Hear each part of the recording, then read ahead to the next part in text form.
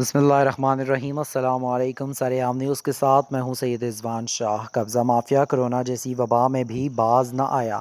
थाना दौलत नगर के इलाका टिब्बी भूसा के रिहायशी मोहम्मद अमीन वल्द मोहम्मद शरीफ कौम गुज्जर की विरासती मिल्कियत अराजी 2 कनाल 5 मरला पर कब्ज़ा करने की कोशिशें। मोहम्मद अमीन ने सरेआम न्यूज़ को बताते हुए कहा कि गाँव के ही रिहायशी मेहदी खान वल्द पीरा दिता, अकरम वल्द पीरा दिता, अख्तर वल्द पीरा दिता, राहत अली वल्द मेहदी खान समेत दीगर 5 कस्नामालूम अफराद ने मेरी विरासती मिल्कियत ज़मीन वाक़या टिब्बी भूसा पर नाजायज़ कब्ज़ा की मुतअद्दिद बार कोशिश कर चुके हैं। मैंने मुबैना मुल्ज़िमान के ख़िलाफ़ इलाका मजिस्ट्रेट से हुक्म इम्तनाई भी हासिल कर रखा है। ताहम मुल्ज़िमान तौहीन अदालत का इर्तिकाब करते हुए कब्ज़ा की कोशिश में हैं। इस बाबत मुतल्लिका थाना दौलत नगर में तहरीरी तौर पर भी और 15 पे भी इत्तला दी।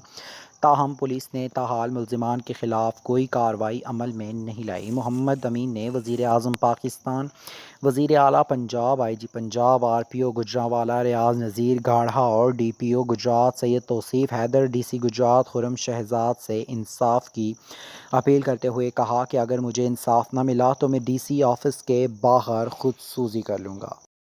बिस्मिल्लाहिर्रहमानिर्रहीम। मेरा नाम मोहम्मद अमीन है वल्द मोहम्मद शरीफ टिब्बी भूसे का मैं रिहायशी हाँ।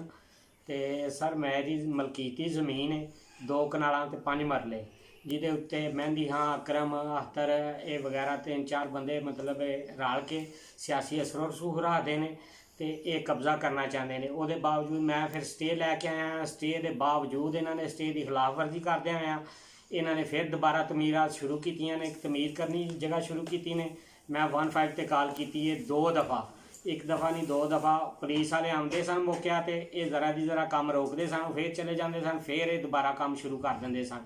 मेरी कोई दाद रसी नहीं हो रही, कोई सुनने वाला नहीं है मेरी।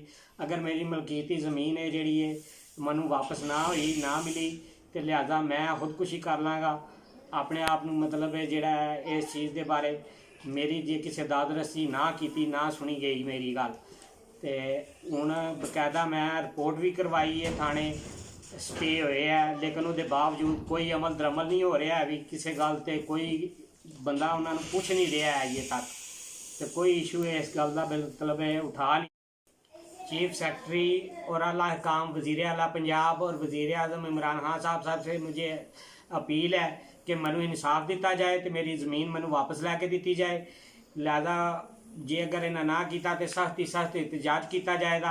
आला मैं सब ही वड्डा तो पुराना सपोर्टर हाँ PTI का, लेकिन मेरी दाद रसी नहीं हो रही। अगर रिकॉर्ड कट के वेख्या जाए इस चीज़ का, खान साहब खुद रिकॉर्ड कट के वेखण तो सब तो पहला जोड़ा शख्सियत है ये मोहम्मद अमीन इतने जिले गुजरात के जोड़ा PTI का मैंबर बनया सी, मैंबरशिप हासिल की सी। उसके बाद फिर दूसरे बंदियाशिप की सी। उदों का चलता अज तक मैं चलता आ रहा, लेकिन फिर भी मेरे नाल नाइंसाफ़ी हो रही है। तो मेरी बार बार अपील है ना हकाम अगे कि मेरी दाद रसी की